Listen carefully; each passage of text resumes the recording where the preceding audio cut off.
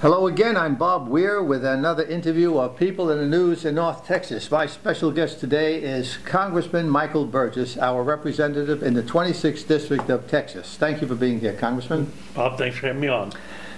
Please begin by telling us something about the Emergency Preparedness Summit you just hosted this morning in Trophy Club. Well, I do this every year. I usually try to do it in March or April. This is the first weekend of spring. So as we enter into what might be regarded as the spring severe weather season, I think it's important to, number one, to elevate it in people's consciousness that this is, it is important. You do need to keep an eye, not just on the weather, but other things that go on around in the area as well. A couple of weeks ago, we had a terrible tragedy in Georgia and Alabama where people were harmed by a relatively large tornado, about a mile wide, and stayed on the ground for a long period of time. So that's a pretty serious event.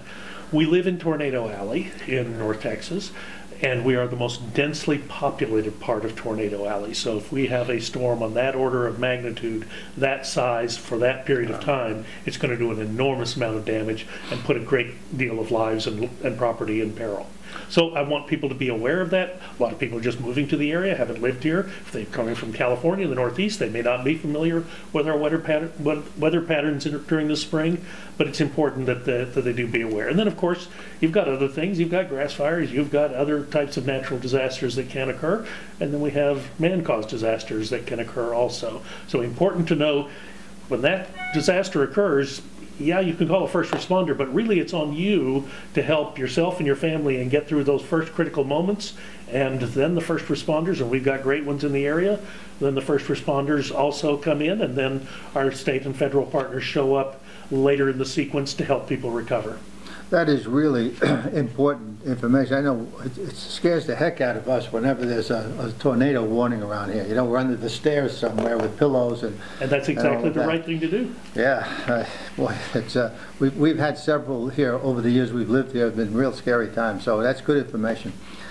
Let me go on to the flat tax. Recently, you introduced H.R. 1040, the Flat Tax Act. Could you tell us about that? Well, the flat tax actually was an idea that was introduced by my predecessor, Dick Armey, when he served in this same office.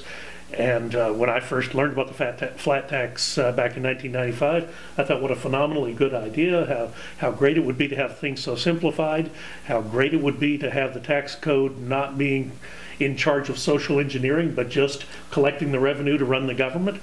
And I thought the idea was great then. I think it's still great now. It's yes, we did a significant amount of tax reduction and tax reform last year. Really the first important tax work that had been done in 31 years. That kind of gives you an idea of how difficult that is to do.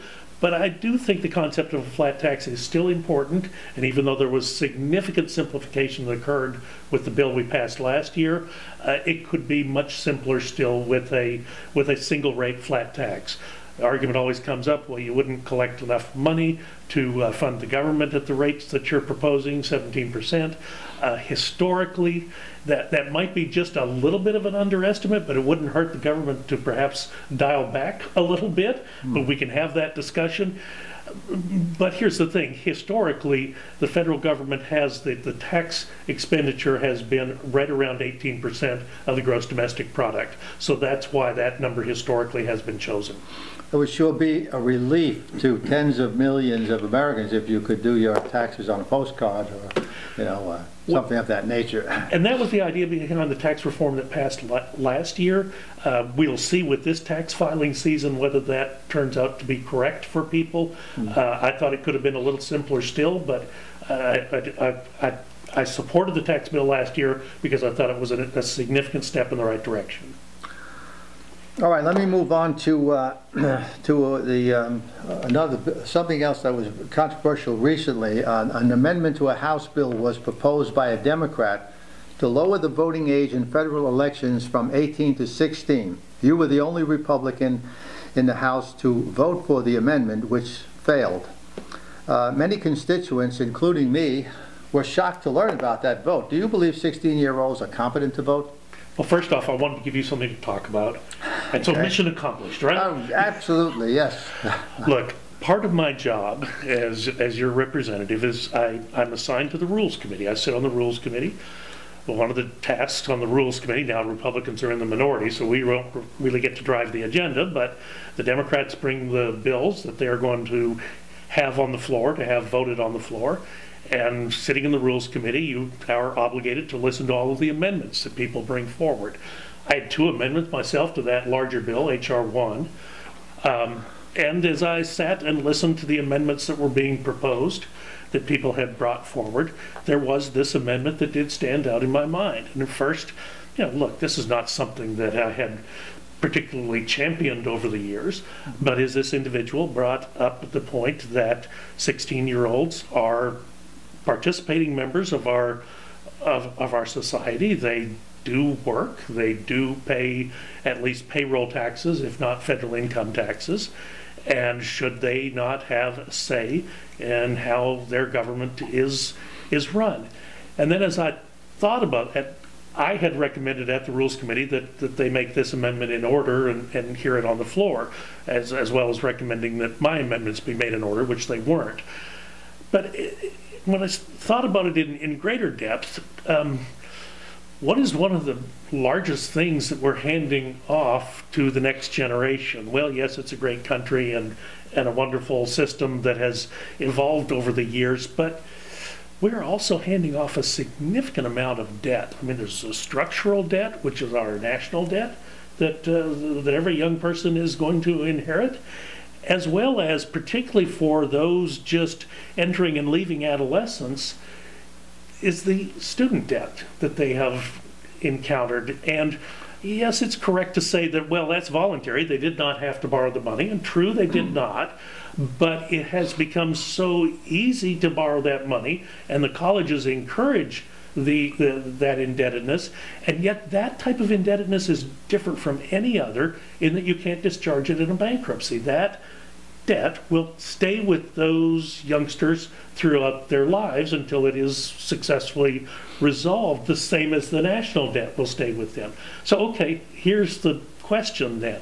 If we are handing off that much responsibility in terms of debt, how do you make it important to policymakers that perhaps we ought to have the best interests of surely 18 and 19-year-olds, but perhaps 16 and 17-year-olds have their best interest at heart when we craft these policies that allow colleges to loan phenomenal amounts of money or require phenomenal amounts of money on debt that is easy to obtain and hard to discharge. Perhaps if policymakers had to talk to that demographic, that age demographic, they'd think harder about the policies that they enact. Now, you're not going to solve all of the problems with national debt and student debt just by lowering the voting age, but we're Republicans. Our ideas are better. We're conservatives. Our ideas are stronger than those who are of a liberal persuasion. We shouldn't be afraid of taking that argument to young people and making that argument, and we should be capable of winning that argument and winning that communication struggle. Look, this amendment did not pass. It will never come up again during my public service career, I would venture to guess, but still, we should not be reluctant to talk to our young people, because I promise you this, when we don't, there is someone who will. And we saw that in the 2018 midterm election. Beto O'Rourke crisscrossed this state, and he talked to every adolescent and pre-adolescent in the state, and they are firmly in his camp going forward. But wait a minute, we've got better ideas. The free enterprise system is stronger than one that is run by the government. We have stronger ideas. Why wouldn't we go and present those ideas? Well, the fact of the matter is we don't, because, well, they don't vote. Either they don't vote historically because the numbers are low, or they don't vote because they're disenfranchised because of their age. look, we can have the argument one way or the other about whether someone at 16 is ready to vote or not. I think that's a reasonable argument to have, but when the amendment was presented, I thought it was a reasonable concept and one that was worthy of further discussion.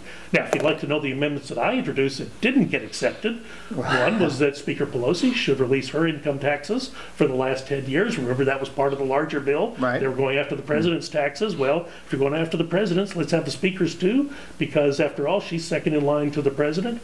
And then I got a little carried away and say, if we're going to ask for taxes, really every member of Congress should provide, as a requirement, should provide their income taxes. Both of those amendments were not made in order by the Democrats. The 18-year-old, 16-year-old vote was. All right, so when you did this, being a conservative Republican, you knew there'd be considerable controversy over it, but it didn't pass anyway.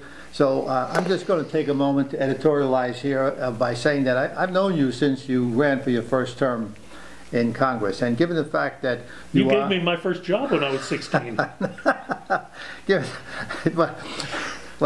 I was probably about 25 then. Given the fact that you are pro-life, pro-Second Amendment, you voted for President Trump's massive tax cut and numerous other issues important to your constituents, let's hope that most people don't get too exercised over one vote they didn't agree with. But look, the votes that are coming up are the ones that are more important than the ones that have passed.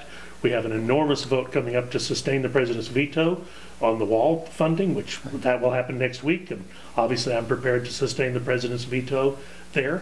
The Mueller report came out just last Friday. We don't know what's in it, but it looks like it was a big bunch of nothing, and we're going to have to be prepared to stand ready to protect the president on that. And you've been a staunch supporter of President Trump from the very beginning.